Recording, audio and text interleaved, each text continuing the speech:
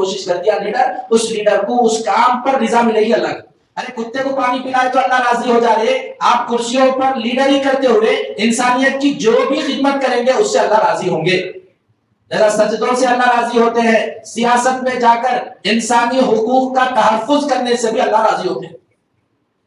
چوتھی بات حضرت شاہ صاحب نے کہا مملکت اور حکومت سے اور سیاست سے اس لیے جڑنا ہے جیسے مسجد میں نماز پڑھ کے نماز کا طریقہ باہر بتا رہے آپ، روزہ رکھ کے روزے کا طریقہ باہر بتا رہے آپ دین کے نماز کی تبلیغ کر رہے ہیں، روزے کی تبلیغ کر رہے ہیں، ذکر کی تبلیغ کر رہے ہیں. سیاست کی تبلیغ کرنے سیاست میں آنا ضروری ہے. نبوی حکومت کی تبلیغ کرنے کے لیے حکومت میں آنا ضروری ہے. آپ جب سیاست کے حصے میں رہیں گے آپ داعی بنیں گے، آپ دین کی دعوت لے کر سیاست کی گلیاریوں میں چلیں گے. آپ اس طریقے سے آپ دعوت کا کام سیاست سے جڑ کر سکتے. اب تو ایسا مسئلہ ہے، ایک مہینہ کے بعد کون بھی لیڈر کوئی ملک صاحب کو نہیں ملتا. اب وہ ایک مہینے کے اندر پورے ملک صاحب مسجدوں، پورے لیڈر مسجدوں میں، سمجھ رہے آپ؟ ایک مہینہ ہو گئے بعد کون لیڈر کون ملک صاحب کو ملنے والا نہیں ہے. اب یہ مہینے میں پورے مسجدوں میں سجدہ، مندروں میں رکوع کرنے کو تیار ہے. اسی لیے دین کی دعوت مسلم لیڈروں کا کام ہے. غیر مسلموں کے ساتھ ہمارا بیٹھنا سیاست کے عنوان سے ہوتا ہے. وہاں رہ کر آپ ایسا اسلامی تعلیمات کو پیش کریے لوگ اسلام کے قریب آ جائیں. پی ایس پی سے ایک مولانا کسی علاقے سے ٹھہرے ہیں، ان سے میری دوران گفتگو بات ہوئی تو انہوں بولے مول صاحب دلت سماج کو آج بھی پورے سیاسی پارٹیاں کونے میں ڈال کے رکھے، چھوت چھات آج بھی ہے. میں اس پارٹی سے اسی لیے جڑا ہوں تاکہ دعوت کا کام کر سکوں. ایک عالم صاحب بی ایس پی پارٹی سے جڑے ہوئے تھے، 6 مہینے پہلے ان سے میری گفتگو ہوئی تو دوران گفتگو انہوں نے کہا میں سیاست سے اس لیے جڑا تاکہ غیر مسلموں میں دین کا کام کر سکوں، دلت لوگوں میں بیٹھ کر مذہب کی تبلیغ کر سکوں. ہمارے پاس تبلیغ مسجد میں ہوتی، تبلیغ مدرسے میں ہوتی، تبلیغ خانقاہ میں ہوتی، سیاسی تبلیغ کا کوئی مرکز نہیں ہے مسلمانوں کے پاس. حضرت شاہ صاحب نے کہا سیاست بھی تبلیغ کا مرکز ہے. حجت اللہ بالغہ کھول کر پڑھ لی تھی. یہ دوسری بات تھی جو آپ کی خدمت میں عرض کی گئی. تیسری بات یہ ہے فقہ کی تمام کتابوں میں اللہ اسلام کا تعارف کراتے ہوئے ایک بات کہی جاتی ہے، اسلام انسانی شعبوں کے 3 حصوں پر روشنی ڈالنے کے لیے آیا. اسلام انسانی زندگی کے 3 حصوں پر روشنی ڈالنے، رہبری کرنے کے لیے آیا ہے. ایک انسان کی اپنی ذاتی زندگی ہے، دوسرا انسان کی خاندانی زندگی ہے، تیسرا انسان کی مملکت اور وطنی زندگی ہے. ان تینوں زندگیوں میں رہبری کرنے کے لیے اسلام آیا. ذاتی زندگی کو تہذیب نفس کہتے ہیں، خاندانی زندگی کو تدبیر منزل کہتے ہیں، وطنی زندگی کو سیاست مدنیہ کہتے ہیں. یہ تینوں حصوں میں رہبری کرنے کے لیے اسلام آیا ہے. ہمارے پاس خالی اپنے کو نمازی بنا دو، اپنے کو حاجی بنا دو، اپنے کو ذاکر بنا دو، اسی کی فکر ہے. خاندان میں بھی دین آ جائے، وطن میں بھی دین آ جائے، اسی کے لیے اسلام آیا ہے. یہ تیسری بات تھی جو آپ کی خدمت میں عرض کی گئی. یقیناً یہ گفتگو سننے کے بعد آپ لوگوں میں سے کچھ تو تیار ہوئے ہوں گے کہ اپن کو بھی کارپوریٹر کے واسطے ٹھہرنا ہے، بستی کا لیڈر تو بننا ہے. اس کے بعد اب دوسرا پہلو دیکھیے، یہ تمام خوبیاں اور یہ تمام محاسن کے باوجود یہ حکومت، یہ سیاست، یہ لیڈری بڑا نازک موقع ہے. 10 لوگوں کا کام آپ کے سپرد آ گیا، ان کو خوش کرنا یہ دنیا کا سب سے مشکل کام ہے. 100 لوگوں کی ذمہ داری آپ کے اوپر آ گئی، ان 100 لوگوں کو مطمئن کرنا سب سے مشکل کام ہے. 1000 لوگوں کی زندگی آپ سے جڑی ہوئی ہے، 1000 لوگوں کو سکون پہنچانا یہ مشکل کام ہے. 1,00,000 لوگوں کی، جبلی ہلز میں 2 لاکھ کے قریب ووٹرز ہے، 2 لاکھ لوگوں کی زندگی ایک لیڈر سے جڑی ہوئی ہے. وہ 2 لاکھ لوگوں کو سکون پہنچانا، راحت پہنچانا ایک مشکل کام ہے. اس لیے اسلام کہہ رہا ہے من جعل قاضیا بین الناس فقد ذبح بغیر سکین، جس کو لیڈر بنایا گیا لوگوں کا بغیر چاقو سے اس کو ذبح کر دیا گیا. لیڈر بنے سمجھو بغیر چاقو کے ذبح کر دیے. ایک اور حدیث میں حضور نے فرمایا جو 10 آدمیوں کا لیڈر بنا وہ قیامت کے دن اس طرح آئیں گا، اس کے ہاتھ اس کی گردن میں اٹکے ہوئے ہوں گے. نیکیاں کرا اپنی لیڈری میں، وہ نیکیاں اس کے وہ ہاتھ کو کھولیں گے. اگر اپنی لیڈری میں غنڈہ گردی کرا، پیسے وصول کرا، اپنے منصب کا رعب ڈال کر لوگوں کو جھٹکے دیتے رہا تو وہ ہاتھ اس کا ویسا ہی اٹکے ہوا رہے گا. ابو ذر آئے بولے یا رسول اللہ فلاں ریاست میں میرے کو ایم پی بنا دیجئے، گورنر بنا دیجئے. سرکار نے کہا ابو ذر تم کم ہمت والے ہیں، ایم پی اور گورنر بننے کے لیے باہمت ہونا ہے، اس لیے تم یہ کام مت کرو. حدیث میں سرکار نے فرمایا جو خود سے کرسی مانگ کر کرسی پہ بیٹھتا ہے اللہ کی اس کو مدد نہیں آتی، پبلک جس کو کرسی پر بٹھاتی ہے اللہ کی اسی کے ساتھ مدد ہوتی ہے. لوگ آسان سمجھ رہے لیڈر بننا.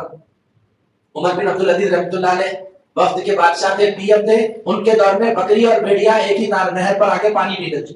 انتقال ہو گیا، بھیڑیے نے بکری کو مار دی. لوگ بولے اب عمر کا انتقال ہو گیا. حضرت عمر بن خطاب رضی اللہ تعالیٰ عنہ رات کے اندھیرے میں گلیوں میں جا کر لوگوں کی ضرورتوں کو پورا کرتے تھے. اسی لیے آپ گلی کے لیڈر بنو یا آپ کارپوریٹر بنو، جو بھی کر رہے قیامت کو حساب ہے. حدیث کے الفاظ ہے اولها ملامت اوسطها ندامت آخرها خزي وعذاب یوم القیامہ. سیاست کی ابتدا ملامت سے ہوتی ہے، انہوں بھی کرسی پہ انہوں بھی ٹھہرے گئے ملامت. اس کے بعد کرسی پہ آنے کے بعد شرمندگی ہوتی، اور کرسی جانے کے بعد افسوس اور رسوائی ہوتی. سب حدیثوں میں.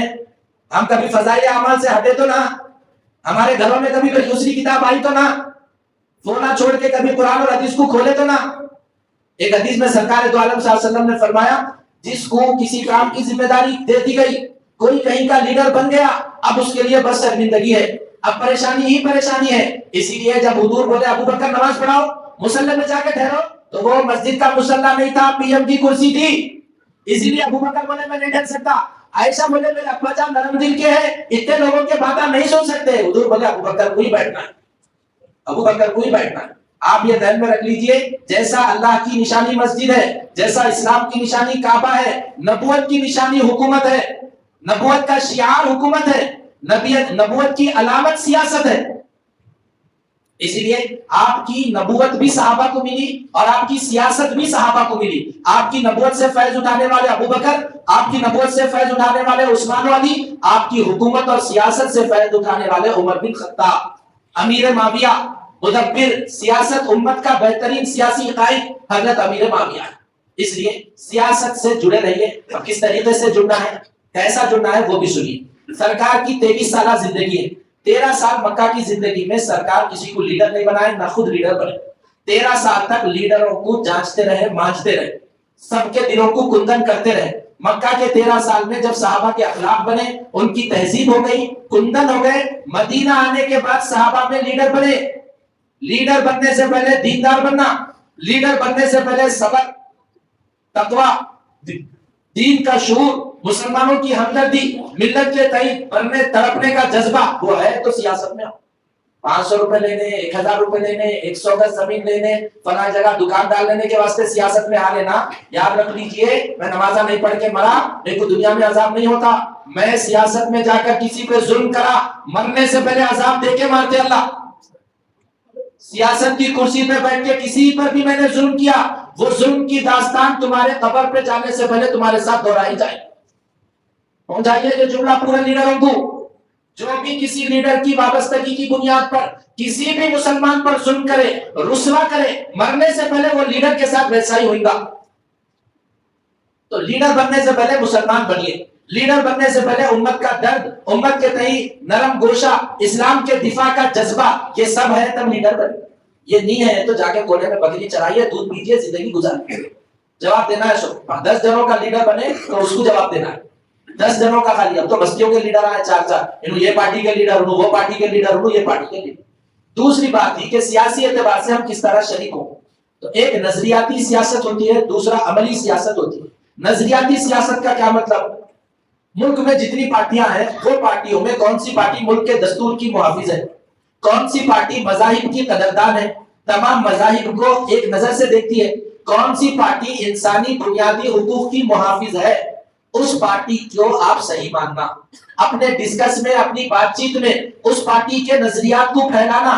میڈیا سے آپ جڑے ہوئے ہیں تو اس پارٹی کے اس دستور کو آگے چلانا، اس کو کہتے ہیں نظریاتی سیاست.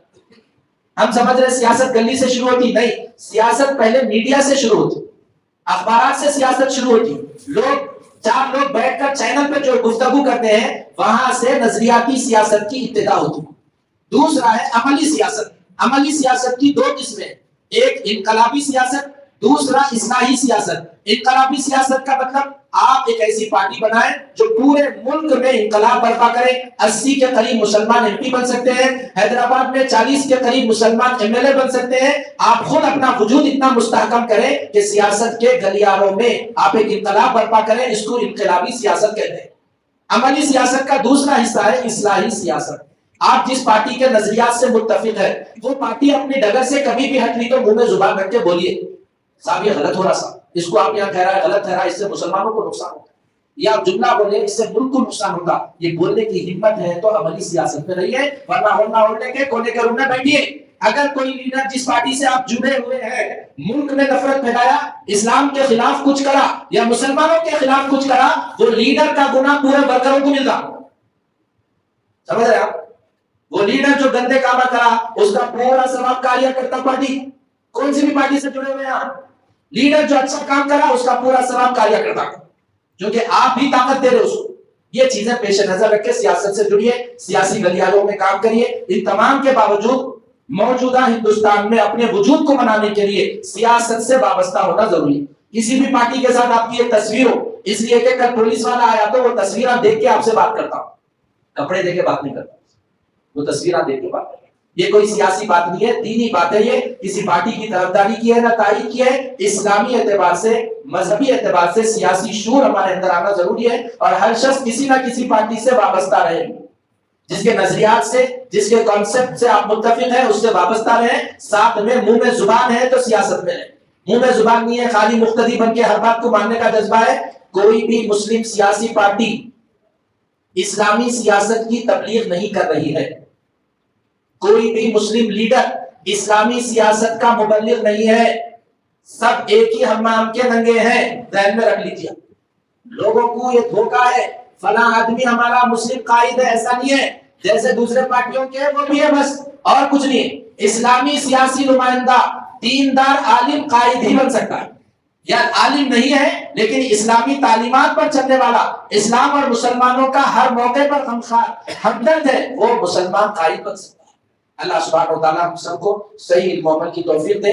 فضائل اعمال شیخ زکریا کی پڑھتے ہیں آپ، سیاست پہ ان کی کتاب ہے الاعتدال فی مراتب الرجال، پڑھیے یہ کتاب شیخ زکریا کی ہے، اسلامی سیاست. حضرت حکیم الامت اشرف علی تھانوی کی ہے، اسلام اور سیاست. حجت اللہ البالغہ حضرت شاہ ولی اللہ کی کتاب ہے حجت اللہ البالغہ، جلد نمبر 5 میں یہ سیاست کی تمام باتیں موجود ہے. میرے گھر سے نہیں لایا، میرے دماغ سے نہیں لایا. اللہ سبحانہ وتعالی ہم سب کو صحیح علم و عمل کی توفیق دے.